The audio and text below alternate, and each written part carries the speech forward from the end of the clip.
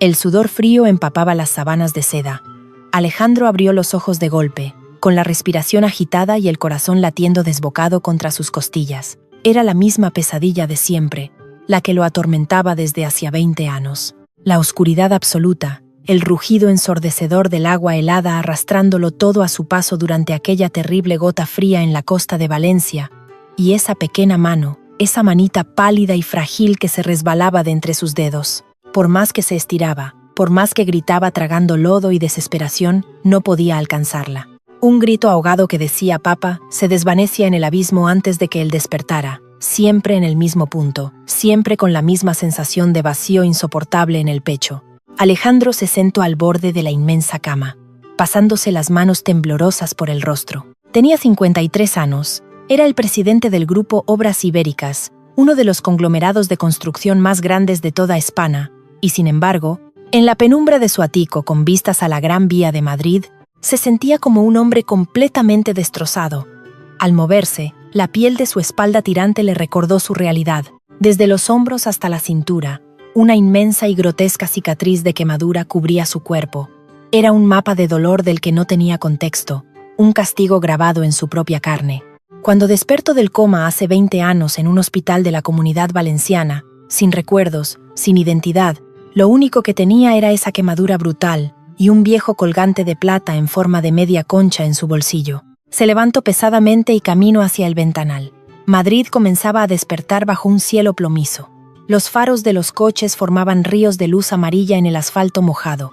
Lo tenía todo: poder, dinero, el respeto de la alta sociedad española, pero cada día era una tortura silenciosa. Sentía que vivía una vida prestada, que en algún lugar, en el abismo de su memoria perdida, había dejado algo infinitamente más valioso que todos sus rascacielos y cuentas bancarias. Aquella mañana, algo extraño vibraba en el aire. Alejandro nunca asistía a las entrevistas finales de los candidatos a puestos de nivel de entrada. Para eso estaban los directores de recursos humanos. Sin embargo, mientras tomaba su café solo, oscuro y amargo, sintió un impulso irracional, una fuerza invisible que le oprimía la boca del estómago y le ordenaba bajar a la sala de juntas de la planta 40. No intentó luchar contra ello. A lo largo de los años, había aprendido a confiar en su instinto. El mismo instinto que lo llevó de ser un simple peón de obra sin memoria a construir un imperio desde cero. La sala de juntas estaba sumida en un silencio tenso cuando Alejandro entró. Los 3 ejecutivos de recursos humanos se enderezaron en sus sillas, sorprendidos e intimidados por la presencia inesperada del gran jefe. Alejandro tomó asiento en el centro de la larga mesa de caoba, cruzó las manos y asintió levemente para que continuaran. El proceso de entrevistas transcurrió con la monotonía habitual. Jóvenes de las mejores universidades de España, con trajes a medida y discursos ensayados, recitando sus logros. Alejandro apenas escuchaba, su mente divagaba hacia la humedad de la calle, hacia el dolor sordo de su espalda, hasta que la puerta de doble hoja se abrió de nuevo. Entró un joven. La ficha técnica frente a Alejandro indicaba su nombre, Mateo, 25 años. Currículum impecable, graduado con honores pero sin el pedigrí de las familias adineradas. Su traje no era de diseñador, probablemente comprado en alguna tienda humilde de Vallecas o Carabanchel, pero estaba inmaculadamente planchado. Mateo caminaba con una rectitud impresionante, con la cabeza alta y una mirada que no pedía permiso ni disculpas. Había una fiereza en sus ojos oscuros, una determinación forjada a base de golpes que atrapó a Alejandro al instante. Alejandro se inclinó hacia adelante. De repente, el aire en la sala pareció espesarse. No podía apartar la vista del muchacho. Cada gesto, la forma en que Mateo apretaba levemente la mandíbula al escuchar las preguntas, el tono profundo y sereno de su voz, todo le resultaba dolorosamente familiar, como el eco de una canción olvidada. El corazón de Alejandro comenzó a latir con una fuerza inusitada, golpeando contra su pecho casi con violencia. Sin darse cuenta, Alejandro interrumpió al director de recursos humanos. Su voz, ronca y grave, resonó en la sala. Tienes mucho coraje, muchacho. Me recuerdas mucho a mí mismo a tu edad. Tienes la misma mirada de alguien que ha tenido que aranar cada oportunidad. Dime, tu padre también era un hombre de negocios que te enseñó a luchar así. El silencio que siguió fue denso. Los ejecutivos contuvieron la respiración ante la pregunta tan personal del presidente. Alejandro vio cómo la expresión de Mateo cambiaba en una fracción de segundo. La luz en sus ojos se apagó, reemplazada por una sombra fría, dura como el granito. El joven tragó saliva, su manzana de Adán, subió y bajó lentamente. No tengo padre. Las 3 palabras cayeron como bloques de hielo sobre la mesa. Alejandro sintió un pinchazo de culpa por haber tocado una herida evidente, pero no podía detenerse. La necesidad de saber más lo dominaba. Lo lamento profundamente, respondió Alejandro, suavizando el tono. Falleció. Una sonrisa amarga, casi imperceptible, curvó la comisura de los labios de Mateo. No fue una sonrisa de tristeza, sino de desprecio absoluto. No está muerto. Simplemente nos abandonó. Se marchó hace 20 años, dejando a mi madre y a mí a nuestra suerte. Lo único que recuerdo de él es su espalda alejándose. Por eso no me gusta que me comparen con nadie, y menos con él. Mi vida, mi carácter y lo que soy, lo he construido yo solo, limpiando mesas y estudiando de madrugada mientras mi madre se dejaba la salud trabajando en un pequeño bar de tapas. No le debo nada a ese cobarde. Las palabras de Mateo fueron como latigazos. Los ejecutivos se miraron, escandalizados por la insolencia del joven al hablarle así al hombre más poderoso de la compañía, pero Alejandro no sintió enfado. En lugar de eso, una punzada de dolor agudo, irracional e incomprensible, le atravesó el alma. Abandono, cobarde. Esas palabras resonaron en su mente, mezclándose con el sonido del agua de sus pesadillas. Su respiración se volvió superficial. Mateo, visiblemente tenso tras su arrebato, llevó su mano derecha hacia su mano izquierda en un gesto inconsciente de nerviosismo. Comenzó a frotar suavemente el dorso de su mano izquierda. Los ojos de Alejandro, que habían estado fijos en el rostro del joven, bajaron hacia ese movimiento. Y entonces, el mundo entero se detuvo. Allí, en el dorso de la mano izquierda de Mateo, había una cicatriz. Era pequeña, de forma circular, con la piel arrugada y blanquecina. La inconfundible marca de una quemadura grave sufrida muchos años atrás. Alejandro dejó de respirar. El zumbido de la ciudad al otro lado de los cristales desapareció. El tiempo se congeló. La vista de esa pequeña marca circular fue como un detonador en lo más profundo de su cerebro danado. Una avalancha de imágenes fragmentadas, bloqueadas durante 2 décadas, estalló de repente detrás de sus ojos con una violencia cegadora. El olor a aceite rancio y humo. Una cocina pequeña y sofocante. Las fallas ardiendo en las calles de Valencia, los petardos sonando a lo lejos. Una olla enorme, negra, llena de aceite hirviendo para freír churros, tambaleándose al borde de un fogón oxidado, el metal cediendo, el líquido hirviendo cayendo en cámara lenta. Y él, Alejandro, lanzándose hacia adelante con un grito animal, abrazando un cuerpo pequeño, cubriéndolo con su propia espalda mientras el infierno líquido le destrozaba la piel. El llanto aterrorizado de un niño contra su pecho. Un niño que se había quemado levemente la mano izquierda antes de que él pudiera protegerlo del todo. La mano de Alejandro tembló violentamente. El vaso de cristal que sostenía se resbaló de sus dedos húmedos. El impacto contra el suelo de mármol sonó como un disparo. El cristal se hizo añicos, esparciendo agua y fragmentos brillantes por todas partes. Los ejecutivos saltaron de sus sillas, alarmados. Una secretaria asomó la cabeza por la puerta rápidamente, preguntando si todo estaba bien. Pero Alejandro no veía el cristal roto, no escuchaba el alboroto a su alrededor. Estaba paralizado, su rostro pálido como la cal, sus ojos clavados con una intensidad aterradora en la cicatriz de la mano de Mateo. El pecho le subía y bajaba con brusquedad, tratando de buscar aire en una habitación que de repente carecía de oxígeno. El dolor de su propia espalda, la inmensa cicatriz que le cubría el cuerpo, latía ahora en sincronía con los latidos de su corazón. El niño de sus pesadillas, la mano que se resbalaba en las aguas oscuras, la quemadura, el abandono hace 20 años. Todo encajaba con una precisión cruel y milagrosa. El vacío de 20 años de su vida acababa de tomar forma en la figura de este joven orgulloso, herido y lleno de rencor que estaba sentado frente a él. «Señor presidente, ¿se encuentra usted bien?», preguntó uno de los directores, acercándose con cautela. Alejandro levantó una mano temblorosa, ordenando silencio sin apartar la mirada de Mateo. El joven lo observaba ahora con confusión, frunciendo el seno ante la extraña reacción del magnate. Alejandro intentó hablar, pero su garganta estaba seca como la arena. Tenía que saberlo, tenía que confirmarlo antes de que su corazón se detuviera ahí mismo. Tragó saliva con esfuerzo, sintiendo el sabor a sangre por haberse mordido el interior de la mejilla. «Tu madre». La voz de Alejandro salió como un susurro roto, apenas audible, cargada de una emoción tan densa que hizo temblar el aire. «Dime, muchacho, ¿cómo se llama tu madre?». Mateo parpadeó, desconcertado por la pregunta, pero la intensidad en los ojos del hombre mayor lo obligó a responder. Se llama Carmen, Carmen Vidal. El nombre golpeó a Alejandro con la fuerza de un tren de mercancías. Carmen.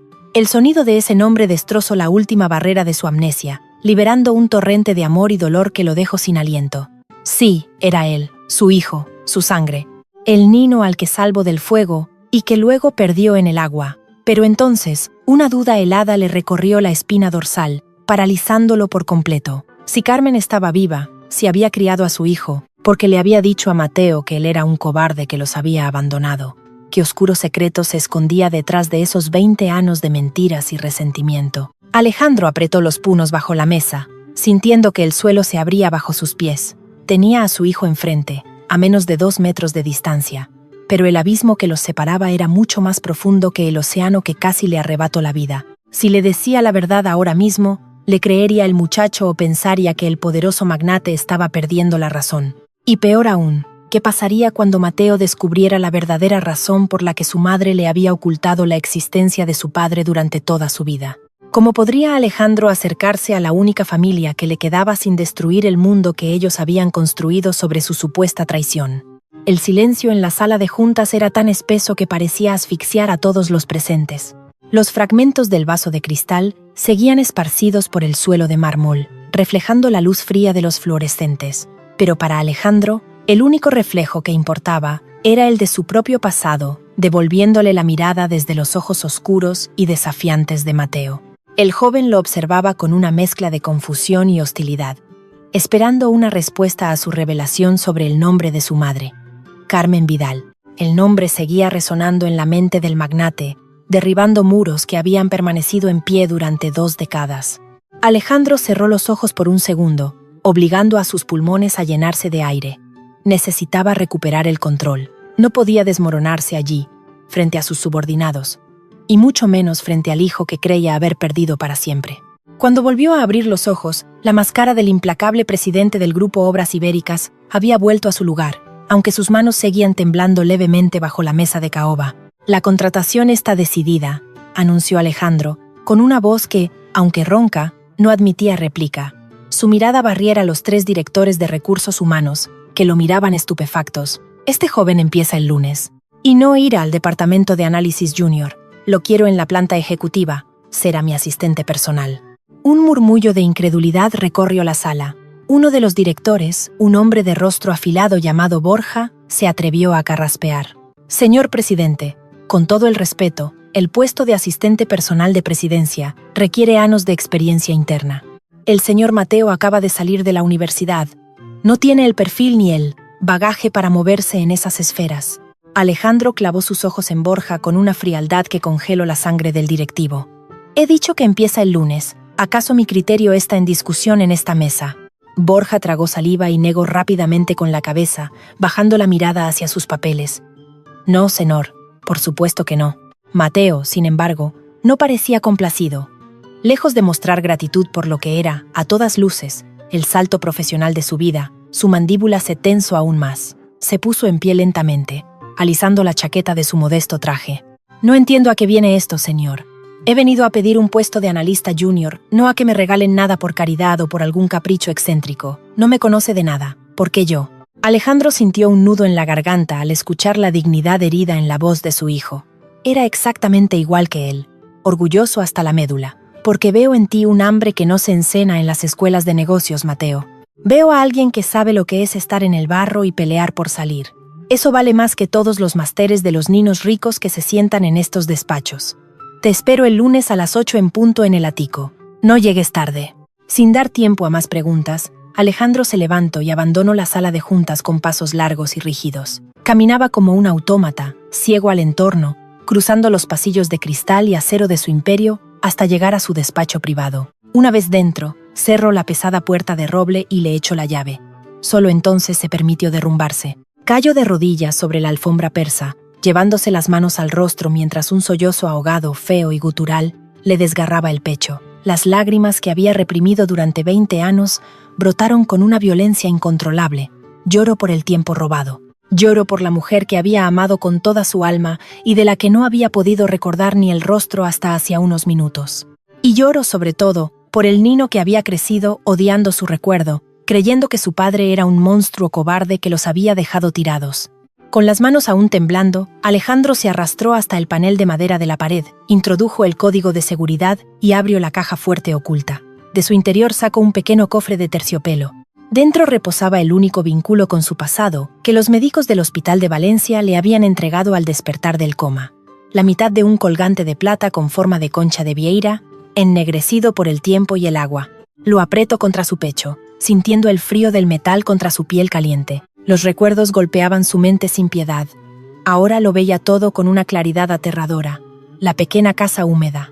El amor inquebrantable de Carmen, siempre sonriendo a pesar de las deudas. El día del accidente en la cocina con el aceite hirviendo, cuando su espalda se convirtió en una antorcha para salvar a Mateo. Y después, la noche de la riada. La lluvia torrencial que no cesaba, el río desbordándose, engullendo calles enteras, el agua helada arrancando a Mateo de los brazos de Carmen. Alejandro lanzándose a la corriente negra, desesperado, nadando contra escombros y coches arrastrados, hasta alcanzar a su hijo. Recordaba haber logrado empujar a Mateo hacia el tejado de un coche atrapado, poniéndolo a salvo, justo antes de que un poste de luz cayera sobre él, golpeándole la cabeza y sumergiéndolo en la nada. Él había dado su vida por ellos. Había pagado con su memoria, con su piel, con su identidad. Entonces, ¿por qué Carmen le había dicho a su hijo que los había abandonado? ¿Por qué manchar su memoria de esa manera tan cruel? Alejandro se levantó y caminó hacia el inmenso ventanal que dominaba Madrid. El resentimiento amagó con apoderarse de él, pero rápidamente se disolvió en una comprensión más profunda y dolorosa. Carmen siempre había sido sobreprotectora. Si el niño hubiera sabido que su padre murió o desapareció, por salvarlo, la culpa lo habría destruido. Crecer creyendo que la muerte de tu padre es tu culpa es una carga demasiado pesada para un niño de 5 años. Carmen había preferido convertirlo en el villano de la historia para salvar la mente de su hijo. Había elegido el odio como escudo protector para Mateo. El odio da fuerza, la culpa paraliza. Dios mío, Carmen, qué carga tan espantosa has llevado todos estos años, susurró Alejandro contra el cristal, imaginando a su mujer trabajando de sol a sol, envejeciendo prematuramente, tragándose las lágrimas para mantener viva una mentira que salvaguardara a su hijo.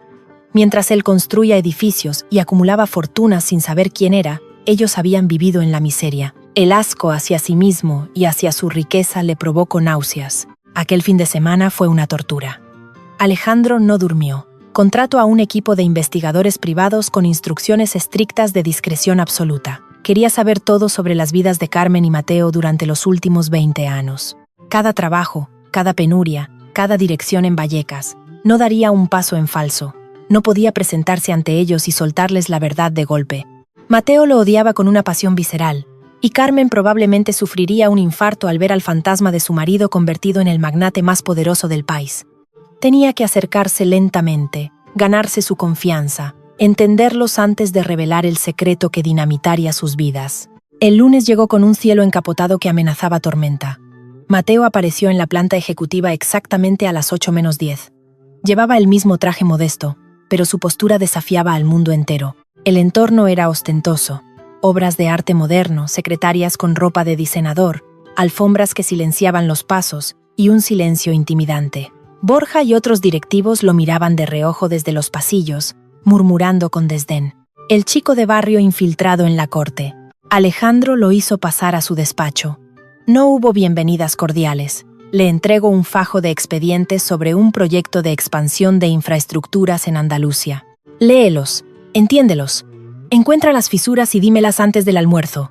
Aquí no pagamos por calentar la silla, Mateo. Si vas a estar a mi lado, tienes que pensar más rápido que los tiburones que acabo de dejar ahí fuera. Mateo tomó las carpetas sin inmutarse. No le tengo miedo al trabajo, señor presidente, ni a los tiburones. Durante las siguientes semanas, la dinámica entre ambos fue de una intensidad electrizante. Alejandro era un jefe exigente, implacable, empujando a Mateo al límite de sus capacidades. Y Mateo respondía con una brillantez que dejaba a Alejandro sin aliento. El joven tenía una mente analítica portentosa, pero sobre todo, tenía intuición. Entendía los entresijos de los negocios con una naturalidad que solo podía venir de la genética. Era el vivo reflejo de su padre. Sin embargo, el entorno corporativo no perdonaba. Una tarde, al terminar una reunión de directorio, Alejandro se quedó rezagado arreglando unos papeles mientras la puerta quedaba entreabierta. Escucho la voz de Borja en el pasillo, dirigiéndose a Mateo con tono venenoso. Es fascinante, chaval. No sé qué hechizo le has lanzado al presidente, pero no te hagas ilusiones. Puedes ponerte corbata, pero el olor a fritanga de los bares donde trabaja tu madre no se quita tan fácil. Aquí arriba somos de otra pasta. Tú solo eres el juguete nuevo del jefe. Cuando se aburra de jugar a la beneficencia, volverás al pozo de donde saliste. Alejandro sintió que la sangre le hervía. Cerró los puños, dispuesto a salir y despedir a Borja en el acto, arruinando su carrera para siempre. Pero antes de que pudiera dar un paso, la voz calmada pero letal de Mateo lo detuvo. La diferencia entre usted y yo, Borja, es que usted nació en la cima, y si da un paso en falso, no sabe cómo caer. Yo he crecido en el fondo del pozo. Sé cómo escalar a oscuras, sé arrastrarme, y sé sobrevivir sin agua. Soy como la mala hierba, me pisan 1000 veces, y sigo creciendo rompiendo el asfalto. Disfrute de su pasta fina, porque el día que el presidente exija resultados de verdad y no lisonjas, el olor a fritangas será lo único que lo despierte a la realidad. Con permiso. Alejandro tuvo que llevarse una mano a la boca para ahogar una carcajada de puro orgullo. Se apoyó contra la pared, con los ojos brillantes. Ese era su hijo, un guerrero indomable. Pero la fachada de acero de Mateo ocultaba una vulnerabilidad que Alejandro descubría en los pequeños detalles. Veía cómo el joven guardaba la mitad de su sándwich del almuerzo en un tupper para llevárselo a casa. Veía sus zapatos, limpios pero desgastados por las suelas de tanto caminar para ahorrar en transporte. Cada uno de esos detalles era una estocada en el corazón del millonario. Alejandro comenzó a buscar excusas para retenerlo más tiempo, invitándole cenas de trabajo en restaurantes discretos pero caros, pidiendo platos abundantes bajo la excusa de que detestaba comer solo, asegurándose de que Mateo se alimentara bien. Mateo aceptaba con reticencia, siempre manteniendo una barrera invisible entre ellos. No confiaba en la repentina generosidad del presidente. Le buscaba dobles intenciones, esperando el momento en que el poderoso empresario le cobrara el favor. Una mañana de jueves, el castillo de naipes comenzó a derrumbarse. Alejandro estaba revisando unos informes cuando Mateo irrumpió en el despacho sin llamar. Estaba pálido, respirando con dificultad, con el teléfono móvil apretado en la mano como si fuera a triturarlo. Sus ojos, siempre duros y controlados, mostraban un pánico absoluto. «Señor, lo siento, tengo que irme, es una urgencia». «¿Qué ocurre, muchacho?», preguntó Alejandro, poniéndose en pie de inmediato, sintiendo el temor contagiándosele en la sangre. «Es mi madre. Me han llamado del Hospital Universitario La Paz. Se ha desplomado en el mercado. Dicen que está grave. Tengo que irme». «Vete. No te preocupes por nada aquí. Coge mi coche y a mi chofer estará abajo esperándote. Corre». Mateo ni siquiera se detuvo a dar las gracias. Salió corriendo del despacho como alma que lleva el diablo. Alejandro se quedó solo, paralizado durante unos segundos. Carmen. Su Carmen. El pánico le agarró las entrañas. Sin pensarlo 2 veces, agarró su abrigo, salió por la puerta de servicio para evitar a las secretarias y tomó su propio coche en el garaje. Siguió el rastro de la angustia hasta el hospital. El Hospital La Paz era un laberinto de luces blancas y pasillos bulliciosos, pero Alejandro se movía con la determinación de un espectro. Preguntó discretamente en urgencias, utilizando sus contactos e influencias para saltarse las restricciones de información. Finalmente, encontró el pasillo de cuidados intensivos. Se escondió en la esquina del pasillo, detrás de una máquina de café, observando. Mateo estaba sentado en una silla de plástico, con la cabeza entre las manos, temblando visiblemente. Un médico de bata blanca se acercó a él. La acústica del pasillo vacío permitió a Alejandro escuchar cada palabra, y cada una fue una sentencia de muerte para su alma. «Mateo, ¿verdad? Tu madre está estable por ahora, pero la situación es crítica. Sufre una insuficiencia renal severa agravada por un cuadro de desnutrición crónica prolongada y agotamiento extremo. Tu madre lleva años llevando su cuerpo más allá del límite humano. No come lo suficiente, no duerme, trabaja demasiado.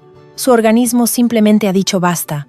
Necesitará diálisis y, probablemente, un trasplante a corto plazo. Pero lo más urgente ahora es que descanse. Acaba de despertar de la sedación leve. Puedes entrar a verla, pero solo unos minutos». El médico se retiró, dejando a Mateo apoyado contra la pared, deslizándose hasta el suelo mientras sollozaba en silencio. Alejandro, oculto en las sombras, se mordió el puño para no gritar. Desnutrición, agotamiento extremo. Mientras él dormía en sábanas de seda, Su mujer había estado matándose literalmente para darle de comer a su hijo. La culpa lo aplastaba con un peso insoportable. Quería correr, abrazarla, transferirle toda su vitalidad, pagar al mejor equipo médico del mundo. Pero no podía. Aún no. Mateo se secó las lágrimas con furia y empujó lentamente la puerta de la habitación. La dejó ligeramente entornada. Alejandro no pudo resistirlo. Como un ladrón en la noche, se acercó con pasos inaudibles hasta quedar pegado al marco de la puerta, escuchando a través de la rendija. El sonido de los monitores rítmicos dominaba el cuarto. Luego, la voz débil y rasposa de Carmen rompió el silencio. «Mateo, mi nino, ¿por qué lloras, tonto? Mamá está bien. Solo es un mareo». «Mamá, por favor, no mientas más». La voz de Mateo se quebró, llena de una mezcla de amor y frustración. «El médico me lo ha dicho todo. Te estás matando trabajando. Te quitas la comida de la boca para que yo pueda pagarme los trajes y fingir que pertenezco a ese mundo de traje y corbata. ¿Por qué no me dijiste que estabas enferma? Era mi deber. Tú tenías que estudiar, tenías que salir de este agujero. Tu padre». «No me hables de él», saltó Mateo, con un rencor repentino endureciendo sus palabras. «No me hables de ese cobarde. Si él no nos hubiera abandonado, tú no estarías así. Ojalá esté podrido en algún sitio, pagando por lo que te ha hecho». Hubo un silencio tenso, solo interrumpido por el pitido constante de la máquina de oxígeno. Al otro lado de la puerta, Alejandro cerró los ojos, recibiendo el odio de su hijo como puñaladas directas al pecho. Entonces, la voz de Carmen sonó diferente. Estaba impregnada por la fiebre y los medicamentos. Sonaba errática, como si las barreras de su mente estuvieran cediendo. «No, Mateo, no digas eso. No lo odies», balbuceó Carmen, agitándose débilmente entre las sábanas blancas. Él no, fue un cobarde. «Mamá, tranquilízate. El delirio de la fiebre te está haciendo hablar tonterías». «No es fiebre», susurró Carmen, agarrando la mano de su hijo con una fuerza inesperada. Sus ojos, nublados por el cansancio, miraban hacia el techo, perdidos en el tiempo. «Alejandro, mi Alejandro no huyó. El agua, el río oscuro se lo llevó. Él te empujo para salvarte a ti, mi amor, mi valiente amor». Al otro lado de la puerta, el corazón de Alejandro dejó de latir por un instante. Dentro de la habitación, Mateo se quedó completamente rígido. El aire pareció evaporarse de sus pulmones. El silencio que siguió a las palabras de su madre fue ensordecedor, cargado con el peso de 20 años de una mentira que acababa de desmoronarse. Mateo bajó la mirada hacia el rostro pálido de Carmen, sintiendo que el suelo bajo sus pies se abría en un abismo oscuro e insondable. «¿Qué acabas de decir, mamá?» «Que el agua se lo llevo por salvarme a mí». «¿De qué estás hablando?» Carmen pareció volver un poco a la realidad al escuchar el tono aterrado de su hijo. Parpadeó, confundida, dándose cuenta de lo que había dejado escapar en su estado de semi-inconsciencia. El terror asomó a su rostro debilitado. Mateo se acercó más a ella, con los ojos muy abiertos y la voz temblando por primera vez en su vida adulta. «Dime la verdad ahora mismo. ¿Quién era realmente mi padre y qué pasó aquella noche?» El silencio en la habitación del hospital pesaba como una losa de plomo. Mateo seguía inclinado sobre la cama, con los ojos clavados en el rostro pálido y surcado de arrugas prematuras de su madre. La respiración de Carmen era agitada. El monitor cardíaco a su lado había acelerado su ritmo, delatando el pánico que la consumía. Había guardado aquel secreto durante 2 décadas, tejiendo una red de mentiras por puro amor, y ahora, en un momento de debilidad febril, la verdad se había escapado de sus labios como agua entre los dedos. «Mamá», repitió Mateo, esta vez con una voz tan baja y rota que apenas parecía suya. «Por favor, necesito saberlo. Toda mi vida he construido quien soy sobre la idea de que ese hombre era un cobarde. Dime qué pasó en Valencia». Carmen cerró los ojos y las lágrimas comenzaron a resbalar por sus mejillas hundidas, empapando la almohada del hospital. Sacó fuerzas de donde no le quedaban y apretó la mano de su hijo. Al otro lado de la puerta entreabierta, Alejandro contuvo la respiración, pegado a la pared fría del pasillo, cerrando los puños hasta clavarse las uñas en las palmas. «Tu padre», comenzó Carmen, con la voz temblorosa. «Tu padre fue el hombre más bueno y valiente que ha pisado esta tierra, Mateo. Éramos pobres, sí. Vivíamos al día con aquel pequeño puesto de churros. Pero él nos amaba con locura. No nos abandonó. Jamás lo habría hecho». Mateo tragó saliva, sintiendo que el suelo bajo sus pies comenzaba a girar. «Entonces, ¿por qué?» «Porque si te decía la verdad, la culpa te habría destrozado», confesó Carmen en un sollozo desgarrador. «Tenías solo 5 años, mi amor.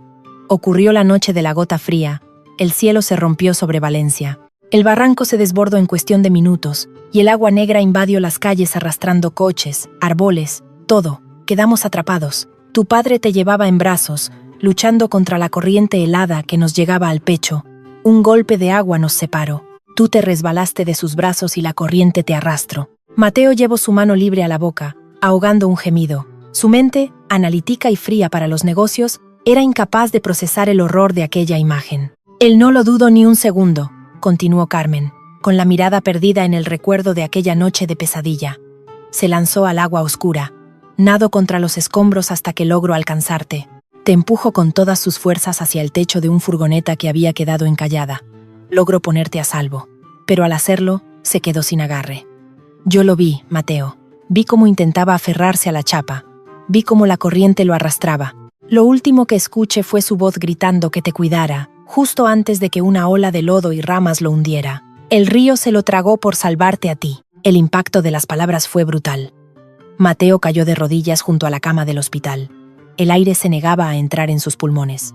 Durante 20 años, había alimentado un odio feroz hacia un fantasma, utilizando ese rencor como combustible para salir de la miseria, para estudiar de madrugada, para soportar las humillaciones. Se había prometido a sí mismo que jamás sería como el cobarde de su padre.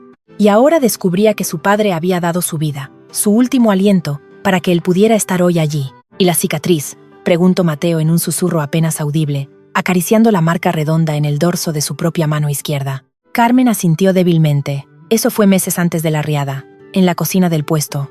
La olla de aceite hirviendo resbaló. Tú estabas justo debajo. Tu padre se lanzó como un animal salvaje, te abrazó y te cubrió con su propio cuerpo. A ti solo te saltó una gota en la mano, pero a él, el aceite le cayó de lleno. Se quemó toda la espalda, Mateo, desde los hombros hasta la cintura. Sufrió dolores terribles durante meses sin quejarse ni una sola vez, solo para poder seguir trabajando para nosotros. Ese era tu padre, un héroe, y yo lo convertí en un villano para que tú pudieras vivir sin el peso de creer que lo habías matado. Mateo rompió a llorar. Fue un llanto primitivo, sin consuelo, el llanto de un niño pequeño que acaba de descubrir el mundo. Apoyó la cabeza en el borde de la cama y dejó que todo el dolor, toda la culpa y todo el amor reprimido durante 20 años brotaran en forma de lágrimas amargas. Perdóname, repetía una y otra vez. Perdóname, papá. Perdóname, mamá. En el pasillo, Alejandro no pudo soportarlo más. Las lágrimas le cegaban. El dolor en su pecho era tan agudo que pensó que su corazón iba a detenerse allí mismo. Escuchar a su mujer relatar su propio sacrificio, escuchar a su hijo pedirle perdón a un fantasma, era demasiado. Quería entrar, quería gritarles que estaba vivo, que era él, que el río no se lo había llevado del todo, pero el miedo lo paralizó. Si entraba ahora, si revelaba que el despiadado y multimillonario presidente de Obras Ibéricas era el humilde churrero que creían muerto, el impacto podría ser fatal para el corazón debilitado de Carmen. Tenía que esperar, tenía que ser fuerte. Retrocedió lentamente y abandonó el pasillo del hospital como una sombra. A la mañana siguiente, Mateo acudió a la oficina de administración del hospital, con los ojos inyectados en sangre y el rostro pálido por la falta de sueño. Tenía que organizar el pago de la inminente operación de su madre. Sabía que le costaría cada euro que tenía ahorrado, y probablemente tendría que pedir un préstamo abusivo, pero no le importaba. Su madre viviría, pasara lo que pasara. Sin embargo, la mujer detrás del mostrador lo miró con extrañeza cuando preguntó por el presupuesto. Señor Vidal, la operación de su madre, así como todos los tratamientos de diálisis y la estancia en la suite de cuidados intensivos privados, ya están pagados, informó la administrativa, tecleando en su ordenador. Mateo se quedó petrificado. ¿Pagados? ¿Por quién? Es una donación anónima, señor. Se ha liquidado la factura completa esta misma madrugada mediante una transferencia bancaria de máxima prioridad. No tengo autorización para revelar el origen de los fondos, pero le aseguro que no tienen que preocuparse por ningún gasto médico. La mente de Mateo comenzó a trabajar a una velocidad de vértigo. Una transferencia enorme, una donación anónima. De repente, una imagen cruzó su memoria. La noche anterior, al llegar corriendo al hospital, le había parecido ver la inconfundible silueta del coche oficial del presidente aparcado en la zona VIP del recinto, justo antes de que arrancara y desapareciera en la oscuridad. Salió del hospital caminando despacio, sintiendo que las piezas de un rompecabezas imposible comenzaban a flotar a su alrededor. Alejandro, el frío y calculador magnate, El hombre que lo había contratado de la nada, que lo obligaba a cenar con él para asegurarse de que comía, que le había prestado su chaqueta bajo la lluvia, protegiéndolo del agua con un instinto casi paternal. El hombre que le había entregado un pañuelo con el bordado exacto de su vieja ropa de bebé. ¿Por qué? Porque un hombre con tanto poder se obsesionaba de esa manera con un simple recién graduado de un barrio humilde. Llegó a las oficinas centrales de Obras Ibéricas a media mañana. No fue a su mesa. Se dirigió directamente a la planta presidencial. Las secretarias intentaron detenerlo, advirtiéndole que el presidente estaba ocupado revisando unos planos, pero Mateo las ignoró. Abrió la pesada puerta de roble del despacho de Alejandro sin llamar. Alejandro estaba de pie junto a su inmensa mesa, de espaldas a la puerta. Al parecer, en un descuido con los planos, había derramado una taza de café caliente sobre su camisa de seda. Se la estaba quitando en ese preciso instante para cambiarse por una limpia que guardaba en un pequeño armario de la oficina. Mateo dio un paso dentro del despacho, y la puerta se cerró a sus espaldas con un clic sordo. Abrió la boca para hablar, para exigir explicaciones sobre el pago del hospital, pero las palabras murieron en su garganta antes de nacer. Alejandro se había quitado la camisa por completo, y allí estaba. A la luz cruda de la mañana madrilena que entraba por los ventanales, Mateo vio la espalda del hombre más poderoso que conocía. Era una visión aterradora. Desde la línea de los hombros hasta la altura del cinturón, la piel de Alejandro no era piel. Era un tejido cicatricial inmenso, nudoso, y de un tono blanquecino y rojizo. Una quemadura catastrófica que había alterado para siempre la anatomía de su cuerpo. La marca inconfundible de quien ha sido abrasado por un líquido hirviendo a temperaturas infernales. El mundo se detuvo para Mateo. El zumbido del aire acondicionado desapareció. Solo podía escuchar el eco de las palabras que su madre había pronunciado la noche anterior en la cama del hospital. Se quemó toda la espalda, Mateo, desde los hombros hasta la cintura. Se lanzó como un animal salvaje, te abrazó y te cubrió con su propio cuerpo. El joven dejó caer el maletín que llevaba en la mano.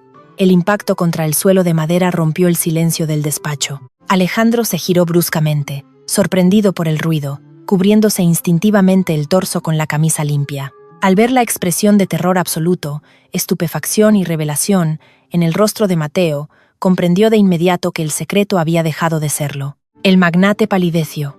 Sus ojos se encontraron con los de su asistente en un silencio cargado de electricidad, de fantasmas del pasado y de verdades ineludibles. Mateo dio un paso tembloroso hacia adelante, levantando la mano izquierda, mostrando la pequeña cicatriz circular en su propio dorso, esa marca que el cuerpo gigante que tenía enfrente había intentado evitar. ¿Quién? La voz de Mateo se quebró, desgarrada, llena de una súplica desesperada. ¿Quién es usted realmente? ¿Y por qué tiene la espalda quemada? El tiempo parecía haberse detenido en el despacho presidencial. Las partículas de polvo flotaban perezosamente en los haces de luz que se filtraban por los inmensos ventanales, indiferentes a la tormenta emocional que acababa de desatarse en aquella habitación. Alejandro, con la camisa a medio abotonar sobre su pecho, se quedó inmóvil, respirando con una lentitud forzada, tratando de dominar el temblor de sus manos. La mirada de Mateo lo atravesaba, cargada de una exigencia muda, de un terror primario ante la respuesta que ya intuía, pero que su mente se negaba a aceptar. «Cierra la puerta con pestillo», pidió Alejandro. Su voz sonó áspera, como si hubiera tragado cristal molido. «Hazlo, Mateo, por favor». El joven obedeció por puro instinto, moviéndose con la rigidez de un autómata. El clic metálico de la cerradura resonó como un disparo en el silencio del despacho. Al girarse de nuevo hacia el presidente, Mateo vio que el hombre se había dejado caer pesadamente sobre uno de los sofás de cuero oscuro, apoyando los codos en las rodillas y hundiendo el rostro entre las manos. Toda el aura de poder, de control absoluto que siempre rodeaba a Alejandro, se había esfumado. Parecía un hombre anciano, derrotado por el peso de una carga invisible. «Siéntate», murmuró Alejandro sin levantar la cabeza. Mateo se acercó lentamente, pero no se sentó. Se quedó de pie frente a él, manteniendo una distancia prudencial, como si temiera que acercarse demasiado lo quemara. «¿Quién es usted?», volvió a preguntar Mateo, y esta vez la fragilidad en su tono reveló al niño asustado que se escondía bajo el duro caparazón del ejecutivo. «Mi madre. Mi madre me habló de una quemadura. Dijo que mi padre se abrazó la espalda entera para salvarme cuando una olla de aceite hirviendo cayó sobre nosotros en el puesto de churros. Dijo que luego, durante la riada de Valencia, él se ahogó por empujarme a mí hacia un lugar seguro. Pero usted está aquí. Usted está vivo». Alejandro levantó la cabeza lentamente. Sus ojos, enrojecidos y brillantes por las lágrimas contenidas, se clavaron en los de Mateo. «No me ahogue», susurró Alejandro con la voz quebrada. «El agua me arrastró. Me golpeo contra algo. No sé si un muro, un coche o un poste. Perdí el conocimiento. Desperté semanas después en una cama del Hospital La Fe de Valencia. No sabía quién era. No sabía cómo me llamaba. No sabía si tenía familia, si amaba a alguien, si alguien me estaba buscando. Mi mente era una pizarra en blanco, borrada por el golpe y el trauma. Lo único que tenía era esta inmensa cicatriz en la espalda, que los médicos trataban de curar con injertos dolorosos y un vacío insoportable en el pecho que no me dejaba respirar. Sentía que había perdido la mitad de mi alma, pero no sabía qué forma tenía esa mitad.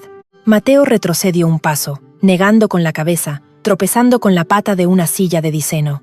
No, no puede ser. Es imposible. Mi padre murió. Mi madre lo vio hundirse. Alejandro se levantó despacio y caminó hacia el panel de caoba que ocultaba su caja fuerte. Sus dedos teclearon la combinación con movimientos mecánicos. La pesada puerta de acero se abrió. Introdujo la mano y sacó la pequeña caja de terciopelo azul que guardaba su tesoro más preciado. Caminó de vuelta hacia Mateo y con manos temblorosas abrió la caja. Sobre el forro de seda blanca reposaba la mitad de un colgante de plata, una concha de vieira oscurecida por el tiempo y la tragedia. Los enfermeros la encontraron enredada en la ropa destrozada que llevaba cuando me rescataron del lodo, explicó Alejandro, ofreciéndole la caja a Mateo. Fue mi única conexión con mi pasado durante 20 años. Guarde esto con la esperanza de que algún día, al mirarlo, recordaría a quien pertenece a la otra mitad. Mateo sintió que las rodillas le fallaban. Cayó sentado sobre la mesa de centro de cristal, sin apartar los ojos de la pieza de plata. Con dedos entumecidos, desabrochó el primer botón de su propia camisa, luego el segundo. Metió la mano bajo la tela de algodón y tiró de un viejo cordón de cuero desgastado que siempre llevaba al cuello, escondido del mundo. En el extremo del cordón colgaba la otra mitad de la concha de vieira. Alejandro tomó aire con tanta fuerza que le dolió el pecho. Vio la pieza colgando del cuello de su hijo y no pudo contener el llanto. Las lágrimas surcaron sus mejillas marcadas por la vida, lágrimas de una alegría tan inmensa y un dolor tan profundo que amenazaban con destruirle la razón. «Eres tú», balbuceó Mateo, mirando alternativamente la mitad de plata en la caja y el rostro del hombre frente a él. «Eres mi padre». Alejandro cayó de rodillas frente a su hijo. No le importó su traje a medida, no le importó su dignidad, no le importó el imperio que había construido, solo le importaba el joven que lloraba frente a él. Estiró los brazos, dudando, temiendo ser rechazado, hasta que finalmente rodeó el torso de Mateo en un abrazo desesperado, hundiendo el rostro en el hombro de su hijo. «Perdóname», sollozaba Alejandro, aferrándose a él como si se estuviera ahogando de nuevo, y Mateo fuera su única tabla de salvación. «Perdóname por no recordar, perdóname por dejaros solos todo este tiempo. Te he buscado en cada rostro, en cada sueño, en cada sombra durante 20 años. No sabía tu nombre, pero te amaba desde la oscuridad de mi memoria». Mateo se quedó rígido durante unos eternos segundos. Toda su vida había odiado a la figura paterna. Había construido un muro de cinismo y resentimiento para protegerse del dolor del abandono. Pero en ese momento, sintiendo el calor del hombre que se había convertido en una antorcha humana para protegerlo del fuego y que se había lanzado a un río embravecido para salvarlo del agua, el muro se desmoronó. Mateo levantó los brazos y abrazó a su padre con una fuerza brutal, enterrando el rostro en el cuello de Alejandro, llorando con la desesperación de un niño pequeño que por fin ha encontrado el camino a casa. El abrazo duró una eternidad. Fue un abrazo crudo, primitivo, donde las lágrimas y la saliva se mezclaron, donde los sollozos rotos sustituyeron a las palabras que ninguno de los dos podía articular. Sanaron 2 décadas de ausencia en el espacio de aquel contacto físico. Mateo sintió la textura áspera y tirante de la cicatriz a través de la tela de la camisa de su padre y lloró aún más fuerte, comprendiendo la magnitud del sacrificio que aquel hombre había hecho por él. Cuando finalmente se separaron, ambos tenían los rostros empapados y los ojos hinchados. Alejandro tomó el rostro de Mateo entre sus manos grandes y callosas, acariciando sus mejillas como si quisiera memorizar cada facción. «Tu madre», susurró Alejandro, intentando estabilizar su voz. «Estuve en el hospital anoche. Pagué todo. No quiero que vuelva a preocuparse por el dinero ni un solo día más de su vida. Voy a llevarla a los mejores especialistas. Voy a cuidarla. Voy a cuidaros a los dos». Mateo asintió frenéticamente, limpiándose las lágrimas con el dorso de la mano. Ella cree que la culpa de que te ahogaras me habría destruido. Por eso me mintió. Por eso me encenó a odiarte. Lo sé, hijo mío, lo sé, respondió Alejandro con infinita ternura. Fue el acto de amor más doloroso y egoísta que una madre podría cometer, y la entiendo. Yo habría hecho lo mismo. Os habéis sacrificado el uno por el otro durante todo este tiempo. Pero eso se acabó. Ahora estoy yo aquí. Mateo sonrió por primera vez en semanas, una sonrisa genuina, libre del peso del rencor. Tenemos que decírselo. Tenemos que ir al hospital ahora mismo. Cuando te vea, no lo podrá creer. Le devolverás la vida, papá. La palabra papa salió de los labios de Mateo con una naturalidad que conmovió a Alejandro hasta lo más profundo de su ser. Asintió, poniéndose en pie con renovada energía, ayudó a Mateo a levantarse. Vamos, dijo Alejandro, abotonándose el resto de la camisa a toda prisa y tomando su chaqueta del respaldo del sillón. Se acabó el grupo Obras Ibéricas por hoy. Mi familia es lo único que importa. Se dirigieron hacia la puerta del despacho, unidos por un lazo invisible pero indestructible. Alejandro alargó la mano hacia el pestillo para abrirlo y salir a enfrentar el mundo, dispuesto a dejarlo todo atrás por recuperar el tiempo perdido. Pero antes de que sus dedos rozaran el metal, el sonido agudo e insistente del teléfono de línea directa de Presidencia rompió la magia del momento. Alejandro se detuvo, frunciendo el seno. Ese teléfono solo sonaba para emergencias extremas que podían paralizar la compañía. Pensó en ignorarlo, pero su sentido de la responsabilidad, forjado a base de años de lidiar con crisis, le hizo retroceder. «Dame un segundo», le dijo a Mateo, acercándose a la mesa. Descolgo el auricular. Sí, la voz al otro lado de la línea pertenece al director de seguridad corporativa de la empresa y sonaba tensa, casi apurada. «Señor presidente, lamento interrumpirle. Tenemos un problema crítico de seguridad. Ha habido una filtración masiva de los planos confidenciales y los presupuestos del proyecto del sur de Andalucía. La competencia ha recibido todo el paquete esta madrugada». Alejandro tensó la mandíbula, sintiendo que un jarro de agua fría caía sobre él. «¿Cómo es posible? Tenemos los sistemas de encriptación más avanzados de Europa. ¿Quién ha sido?» El jefe de seguridad guardó un momento de silencio antes de soltar la bomba. «Ese es el problema, señor. El equipo de informática forense ha rastreado la dirección IP y los registros de acceso. Los documentos fueron descargados, desencriptados y enviados desde la terminal que se encuentra en la antesala de su despacho. Todo el rastro, las contraseñas utilizadas y los registros de cámaras apuntan directamente a la misma persona. Ha sido su nuevo asistente personal, Mateo Vidal. Hemos llamado a la Policía Nacional, señor. Están subiendo en el ascensor en este preciso instante para detenerlo. ¿Cómo debemos proceder?» Alejandro se quedó de piedra, con el auricular pegado a la oreja, mientras su mirada se desviaba lentamente hacia su hijo, el mismo hijo al que acababa de recuperar hace apenas unos minutos y que ahora lo miraba con expectación, ignorante de la trampa letal que acababa de cerrarse sobre su cabeza. El auricular de plástico chocó contra la base del teléfono con un sonido seco que reverberó en las paredes del inmenso despacho. Alejandro se quedó inmóvil, con la mano aún apoyada sobre el aparato, sintiendo como la sangre se le helaba en las venas. El contraste era casi insoportable. Frente a él, Mateo todavía se secaba las lágrimas, con una sonrisa frágil pero genuina asomando en su rostro, la primera sonrisa de pura esperanza que el muchacho había esbozado en toda su vida. Acababan de encontrarse. Habían cruzado un abismo de 20 años de mentiras, dolor y ausencias para por fin fundirse en un abrazo. Y ahora, en cuestión de segundos, las fauces del mundo corporativo se abrían para devorar a su hijo. «¿Qué ocurre?», preguntó Mateo, notando el cambio drástico en la expresión de su padre. El alivio en sus ojos fue reemplazado rápidamente por la misma alerta tensa con la que había vivido siempre en las calles de su barrio. «Ha pasado algo con mamá». Alejandro negó lentamente con la cabeza. Sintió que una furia fría, calculada y letal comenzaba a burbujear en la boca de su estómago. Durante 2 décadas había sido un tiburón, el depredador supremo de la industria de la construcción en España. Había aplastado rivales, comprado voluntades y construido un imperio desde la nada, sin recordar quién era. Ahora, con su memoria restaurada y su familia recuperada, aquel instinto depredador se multiplicaba por 1000. Nadie, absolutamente nadie, iba a tocar a su sangre. «No es tu madre», respondió Alejandro, enderezando la espalda y adoptando la postura de poder que lo caracterizaba, aunque sus ojos seguían fijos en Mateo, con una mezcla de protección y urgencia. Alguien acaba de filtrar los planos del proyecto de Andalucía a la competencia. Todos los datos confidenciales, los presupuestos, los márgenes de beneficio. Un desastre de proporciones catastróficas para esta empresa. Mateo frunció el seno, sin comprender del todo la gravedad personal del asunto. Eso es terrible, pero podemos rastrear la dirección del servidor, ver quién tenía acceso a los protocolos esta mañana y... «Ya lo han hecho», le interrumpió Alejandro con voz grave.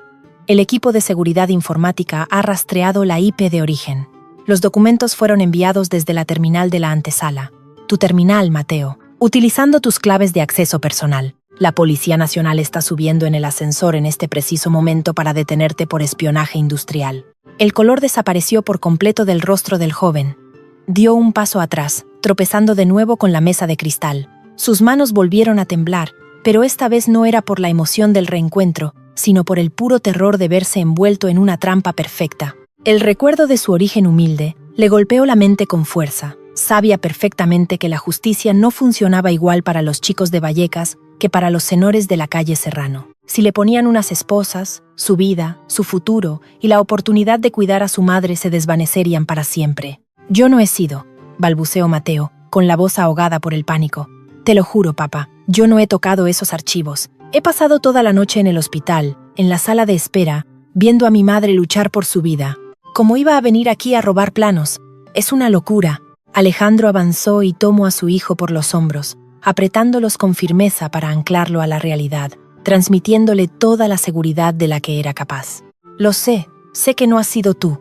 Yo te vi en el hospital de madrugada, ¿recuerdas? Sé que te están tendiendo una trampa. Alguien en esta planta alta odia que estés aquí, odia lo que representas y ha visto la oportunidad perfecta para deshacerse de ti y, de paso, llevarse un millonario soborno de nuestros competidores. Y sé exactamente quién tiene la arrogancia y la estupidez necesarias para intentar una maniobra tan burda en mi propia casa».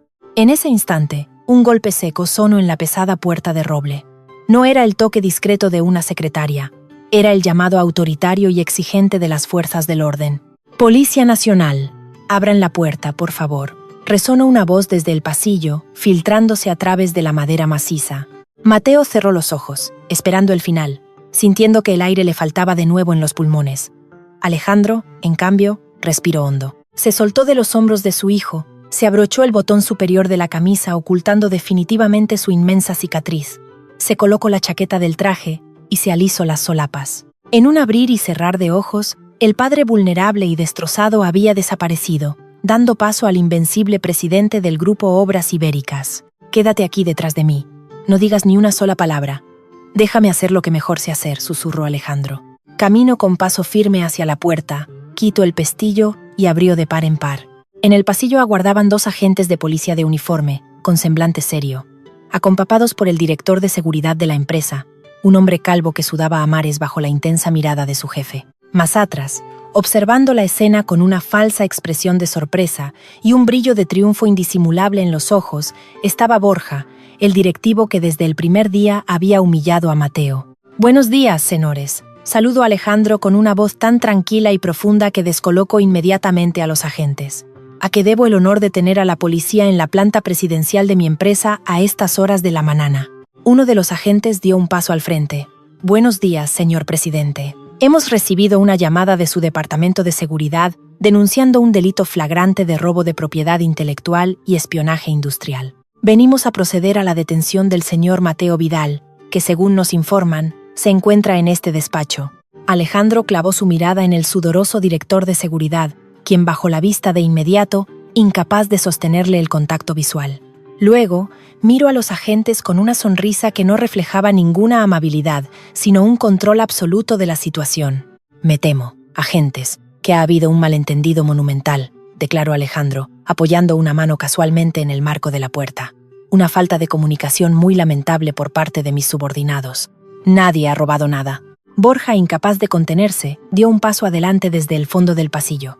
«Con todo el respeto, señor presidente, los registros del servidor son irrefutables. Las descargas se hicieron desde la cuenta del chico esta madrugada. Las pruebas son abrumadoras. No puede protegerlo solo porque le tenga lástima». Alejandro ni siquiera se dignó a mirar a Borja. Siguió dirigiéndose a los policías. «Esos registros de los que habla este empleado pertenecen a un simulacro de brecha de seguridad que yo mismo ordené anoche. Le pedí a mi asistente personal, el señor Vidal, que utilizara sus credenciales bajo mi supervisión directa para probar la resistencia de nuestros nuevos cortafuegos. El material que ha sido enviado al exterior no son los planos reales del proyecto andaluz, sino archivos señuelo con datos completamente alterados. Todo esto era una prueba interna. El director de seguridad palideció visiblemente. Pero, señor, yo no fui informado de ningún simulacro. Precisamente por eso se llama prueba ciega, Roberto, replicó Alejandro, cortándolo en seco con un tono que cortaba como una navaja de afeitar. Quería comprobar cuánto tardaba su equipo en detectar una fuga. Han tardado 4 horas. Un tiempo inaceptable, por cierto. Hablaremos de su rendimiento más tarde. Agentes, les pido disculpas por haberles hecho perder su valioso tiempo. Les aseguro que me encargaré personalmente de disciplinar a mi personal por esta falsa alarma. Los agentes se miraron entre sí, indecisos. Sabían que estaban ante uno de los hombres más influyentes de España, un magnate que cenaba con ministros y jueces, sin una orden judicial firme, y ante la declaración del mismísimo dueño de la empresa negando el delito, no tenían jurisdicción para actuar. Si usted confirma que todo ha sido un simulacro y no desea interponer denuncia, nosotros no podemos intervenir, señor, dijo finalmente el agente al mando, relajando la postura. Pero les rogamos que para futuras pruebas internas coordinen mejor sus avisos. Recibimos una llamada de emergencia muy seria. Tienen mi palabra. Que tengan un buen día, respondió Alejandro, cerrando la puerta lentamente en las narices de los policías, del director de seguridad y de un Borja cuya expresión de triunfo se había transformado en una mueca de incredulidad y rabia contenida. Una vez que la puerta encajó de nuevo en su marco, Alejandro se giró hacia Mateo. El joven estaba apoyado contra la pared, respirando profundamente, asimilando la rápida y magistral mentira que su padre acababa de tejer para salvarlo. ¿Había algo de verdad en lo que has dicho?, preguntó Mateo, acercándose con cautela. ¿Realmente enviaste archivos, señuelo? No, admitió Alejandro, aflojándose la corbata. Esos archivos eran los reales. Acabamos de perder millones de euros en ventaja competitiva, pero el dinero se recupera, los contratos se vuelven a negociar. A mi hijo no me lo quita nadie, y mucho menos un imbécil con traje caro que se cree más listo que los demás. Borja acaba de firmar su sentencia de muerte en esta industria.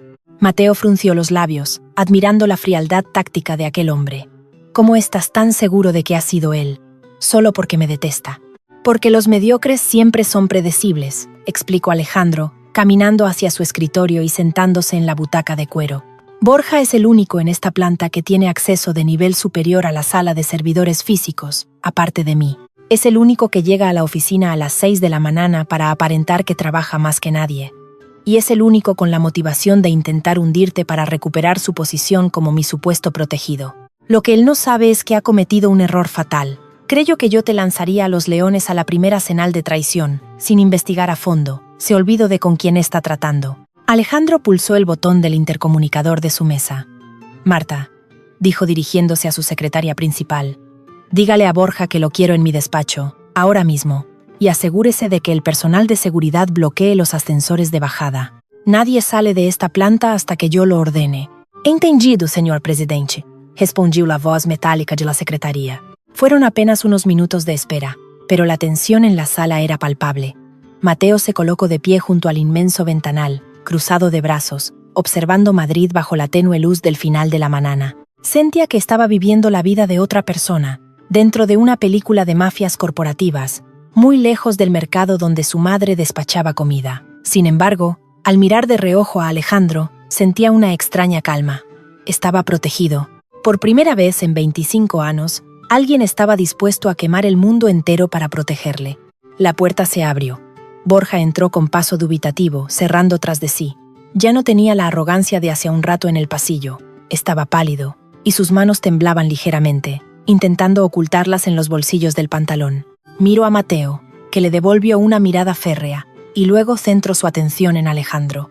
Me llamaba señor presidente. Yo quería disculparme por el malentendido de antes con la policía. No sabía que usted estaba realizando un simulacro secreto. Solo intentaba proteger los intereses de la empresa.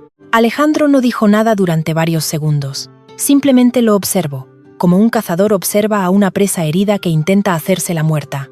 El silencio prolongado comenzó a resquebrajar los nervios de Borja, quien tragó saliva ruidosamente. «Déjate de teatro, Borja», dijo finalmente Alejandro. con un tono tan bajo y siniestro que hizo eco en las paredes. Sé que fuiste tú. Sé que usaste los terminales de la antesala para descargar los planos, aprovechando que Mateo pasó la noche en urgencias del Hospital La Paz, acompañando a su madre. Y sé que enviaste los archivos a nuestros principales competidores.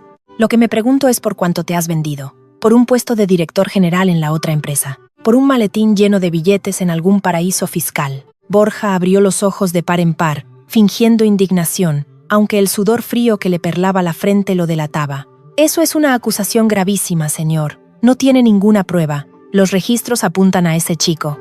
Usted está ciego por el falso encanto de un trepa de barrio que le ha comido la cabeza. Es él quien le está traicionando. Alejandro se inclinó hacia adelante, apoyando los codos sobre la mesa de caoba. ¿Crees que necesito pruebas para destruirte, Borja? Soy Alejandro Vidal. Puedo arruinarte la vida con una sola llamada. Puedo hacer que jamás vuelvas a encontrar trabajo ni siquiera limpiando letrinas en ninguna empresa de este país. Puedo ahogarte en litigios legales hasta que tengas que vender la casa de tus padres para pagar a los abogados. Y lo haré. Pero antes, quiero que le pidas perdón de rodillas al hombre al que has intentado meter en la cárcel. Borja rió, una risa histérica, estridente, propia de un hombre que se sabe acorralado y pierde la compostura. Se pasó una mano por el pelo ralo y miró a Alejandro con una mezcla de desprecio y desesperación. Pedirle perdón a este muerto de hambre. Está usted loco. Ha perdido la cabeza por culpa de su complejo de salvador. Se está hundiendo, Alejandro. Ha protegido a un ladrón delante de la policía. Y yo me encargaré de que la junta directiva se entere de su encubrimiento. Ese muerto de hambre, interrumpió Alejandro, alzando la voz por primera vez, haciendo vibrar los cristales del despacho. Es mi hijo. Es mi propia sangre. Y tú, pedazo de basura incompetente, acabas de intentar destruir a la única familia que tengo. La revelación cayó como una bomba nuclear en medio de la sala. Borja se quedó sin aire, abriendo y cerrando la boca como un pez fuera del agua, mirando alternativamente el rostro enfurecido del magnate y la mirada asesina de Mateo. Las facciones, el orgullo, la terquedad. De repente, todo cobraba un sentido aterrador. Borja retrocedió hasta chocar contra la puerta de roble, sintiendo que acababa de cavar su propia tumba, no solo a nivel profesional, sino vital. Había intentado hundir al heredero del imperio en el que trabajaba. Señor, yo no lo sabía, tartamudeó Borja, levantando las manos en un gesto inútil de rendición. Le juro que no lo sabía. Fue un error. Yo solo quería mi lugar. Usted me había dejado de lado. Alejandro se levantó de la silla, imponiendo su inmensa presencia, acercándose lentamente hacia el directivo arrinconado. Has cruzado una línea de la que no hay retorno. Sal de mi despacho. Sal de mi edificio. Tus cosas te serán enviadas a tu casa, si es que aún tienes una. Tienes 5 minutos antes de que llame a mis propios contactos en la policía y les cuente la verdad sobre el robo, entregándoles las grabaciones de las cámaras ocultas que tú mismo olvidaste desactivar en los pasillos secundarios. Borja tenía la mano en el pomo de la puerta. Estaba temblando incontrolablemente, completamente destruido, humillado y asustado. Sabía que su vida tal y como la conocía había terminado. Pero entonces, en un acto de pura maldad y desesperación absoluta, propio de una rata arrinconada, los ojos del directivo se afilaron. Una sonrisa perversa, enferma y torcida se dibujó en su rostro demacrado por el pánico. «¿Cree que ha ganado, señor presidente?», susurró Borja, con la voz temblando por la adrenalina. «¿Cree que solo le he vendido esos planos a unos simples competidores con corbata en un despacho de abogados?». Alejandro se detuvo en seco, a 1 metro de él. Un instinto primario de peligro recorrió su espalda cubierta de cicatrices. ¿De qué estás hablando? Borja miró hacia Mateo, que seguía junto al ventanal, y luego volvió a mirar al presidente. Esos planos detallan la estructura de seguridad de unas infraestructuras críticas para el Estado en el sur del país. No se los he vendido a una constructora rival. Se los he vendido a gente que no opera dentro de la ley, gente muy peligrosa que necesitaba esas rutas de acceso. Y saben perfectamente quién soy yo. Y que si caigo, ellos se quedan sin su informante interno. «¿Qué has hecho, imbécil?», gruñó Alejandro, agarrando a Borja por las solapas de la chaqueta y estampándolo contra la madera de la puerta.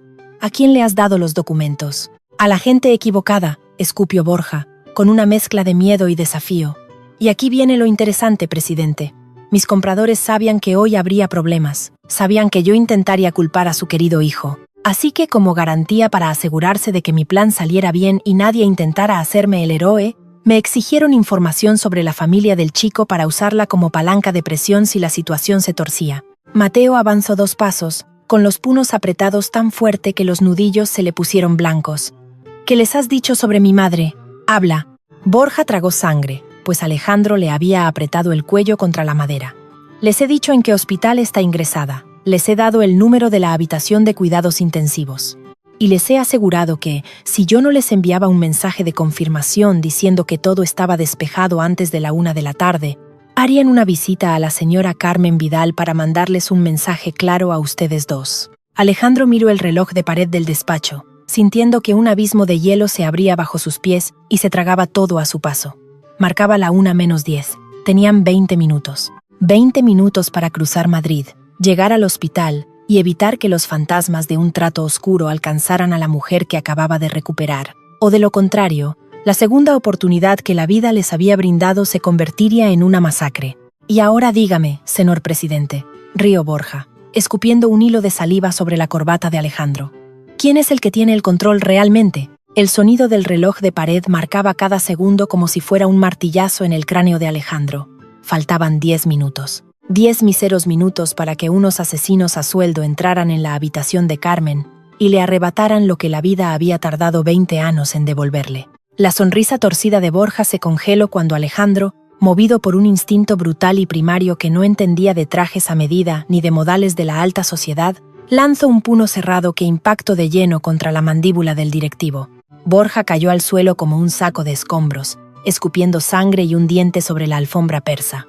Antes de que pudiera reaccionar, Alejandro se agachó, le arrancó el teléfono móvil del bolsillo interior de la chaqueta y agarró la mano inerte del traidor, forzando su pulgar contra el lector de huellas. La pantalla se iluminó.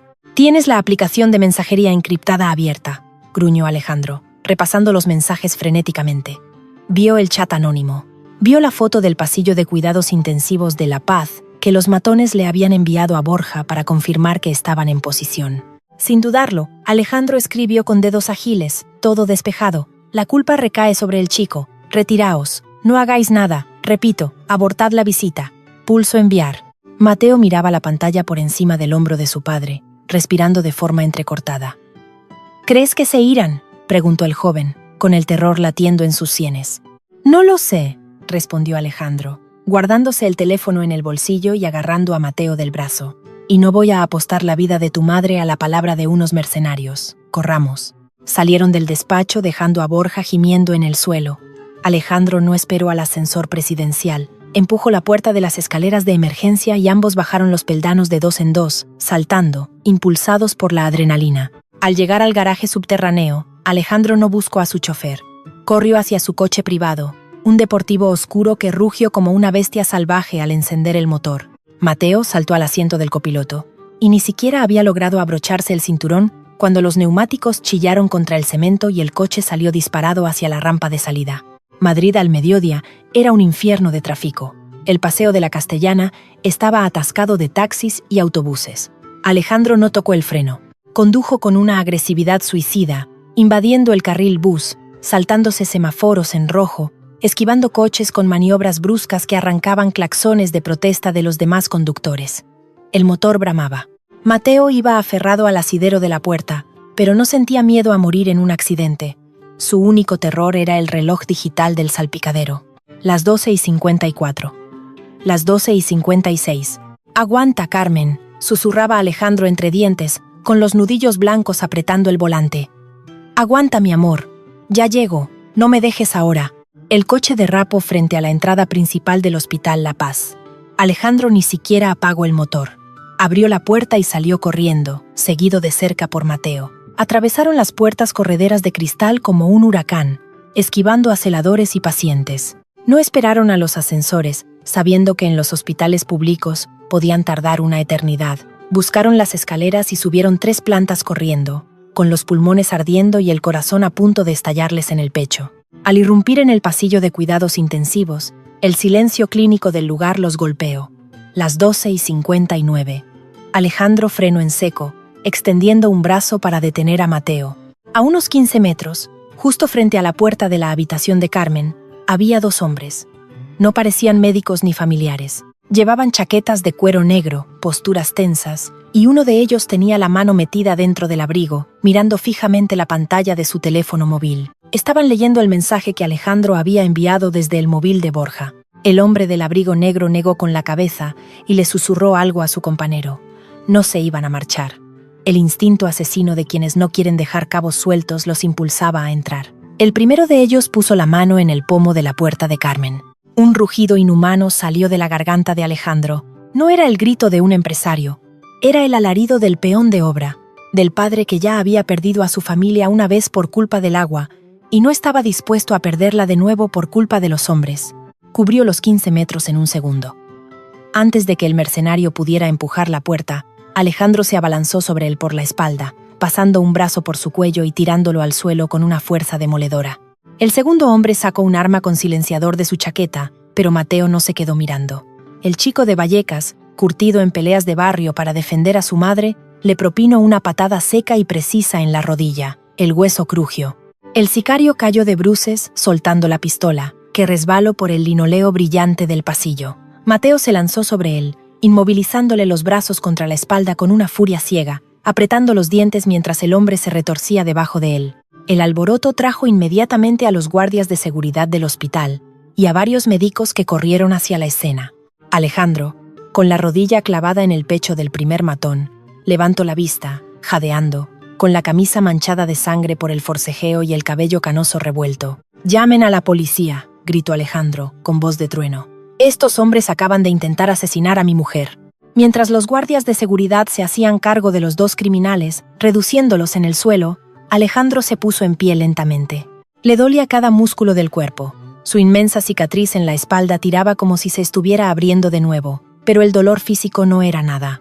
Miró a Mateo, que también se había levantado, con un rasguño en el pómulo pero respirando con alivio. Se miraron, asintiendo mutuamente. Lo habían logrado, habían llegado a tiempo. Alejandro se giró hacia la puerta de la habitación. El pomo metálico estaba frío bajo su mano temblorosa. Miró a Mateo, pidiéndole permiso con los ojos. El joven asintió y se acercó, abriendo la puerta junto a su padre. La luz del mediodía banaba la pequeña habitación. Los monitores seguían pitando con su ritmo hipnótico. En la cama, Carmen había despertado. El ruido del exterior la había alterado, y tenía los ojos muy abiertos, asustados. Miró hacia la puerta esperando ver a los enfermeros o a su hijo. Pero quien entró primero no fue Mateo. Alejandro caminó hacia los pies de la cama, paso a paso, como si el suelo estuviera hecho de cristal frágil. Al verle, Carmen dejó de respirar. El tiempo se congeló en aquella sala de hospital. Sus ojos, rodeados de ojeras oscuras y cansancio acumulado de 20 años de lucha solitaria, se clavaron en el rostro del hombre que tenía enfrente. El cabello ahora era gris. Las arrugas marcaban su frente y vestía ropas que ella jamás habría podido imaginar en su pequeño hogar de Valencia. Pero esos ojos, la profundidad de esa mirada, la forma en que la miraba como si ella fuera lo único que existía en el universo, no habían cambiado en absoluto. Carmen soltó un gemido débil, llevándose las manos temblorosas a la boca. Las lágrimas inundaron su rostro pálido al instante. No era un fantasma. No era un delirio provocado por la fiebre y el dolor de sus riñones fallidos. Era él. Era su héroe, el hombre al que había llorado en silencio cada noche durante décadas. Alejandro. El nombre salió de sus labios como un susurro roto, una plegaria respondida después de haber perdido toda esperanza. Alejandro llegó hasta el borde de la cama y cayó de rodillas, exactamente igual que había caído de rodillas ante su hijo una hora antes. Tomó las manos frágiles de Carmen y besó sus nudillos ásperos y castigados por el trabajo, banándolos con sus propias lágrimas. «Estoy aquí, mi amor. Estoy aquí», lloró Alejandro, apoyando la frente contra el brazo de su esposa. «El río no me llevo del todo. Perdí mi memoria, perdí quién era. Estuve perdido en la oscuridad durante tanto tiempo, pero he vuelto. Siento haber tardado 20 años en encontrar el camino a casa. Siento haberte dejado sola con esta carga tan terrible». Carmen negó con la cabeza débilmente y acarició el cabello gris de su marido, llorando con una sonrisa radiante. «Estás vivo, salvaste a nuestro niño y estás vivo. No importa nada más. Todo el dolor ha valido la pena solo por este momento». Mateo se acercó despacio y rodeó los hombros de su padre, apoyando la cabeza junto a la de su madre. Carmen abrió los brazos y abrazó a sus dos hombres. En ese contacto, en el cruce de esas 3 vidas que el destino había destrozado y vuelto a unir, el resentimiento se evaporó. Las mentiras piadosas que Carmen había inventado para proteger la mente de su hijo ya no importaban. La ausencia de Alejandro quedaba borrada por la fuerza de su presencia. Mateo metió la mano en su bolsillo y sacó la mitad de la concha de plata. Alejandro hizo lo mismo, sacando la mitad que llevaba en el forro de su chaqueta. Las unieron sobre las sábanas blancas de la cama de hospital. Las líneas fracturadas se encajaron a la perfección, formando una sola pieza sólida, restaurando el vínculo que la furia del agua había intentado quebrar. «No vas a volver a trabajar un solo día de tu vida, Carmen», prometió Alejandro, mirándola a los ojos con la promesa de quien tiene el mundo a sus pies. «Tendrás a los mejores médicos, vas a recuperar la salud. Y después, Mateo y yo te llevaremos a ver el mar, a un lugar donde el agua sea tranquila y clara, donde no haya frío ni miedo. Nunca más volveréis a estar solos». Horas más tarde, cuando el caos policial terminó y los matones junto con Borja fueron arrestados gracias a las pruebas entregadas por Alejandro, el magnate y su hijo salieron a la terraza del hospital. El atardecer pintaba el cielo de Madrid de tonos anaranjados y violetas. Mateo sostenía un vaso de café caliente, respirando el aire fresco, sintiéndose más ligero que nunca.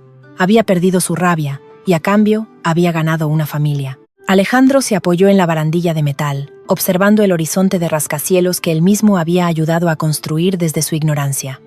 Lo tenía todo: el imperio, el dinero, y ahora, la sangre de su sangre y el amor de su vida a su lado. El vacío de su pecho había desaparecido.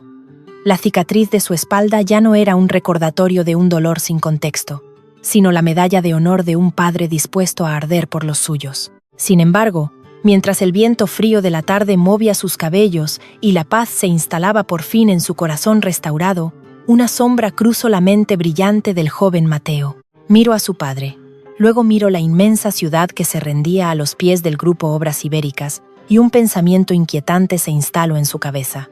Se habían reencontrado en medio del caos, habían sobrevivido a un complot letal, pero el mundo de Alejandro era un pozo de serpientes, y Mateo acaba de entrar en él. Si Borja, un simple directivo, había sido capaz de llegar tan lejos para destruirlos, que otros secretos y enemigos mortales se ocultaban en los oscuros cimientos sobre los que su padre había levantado su multimillonario imperio.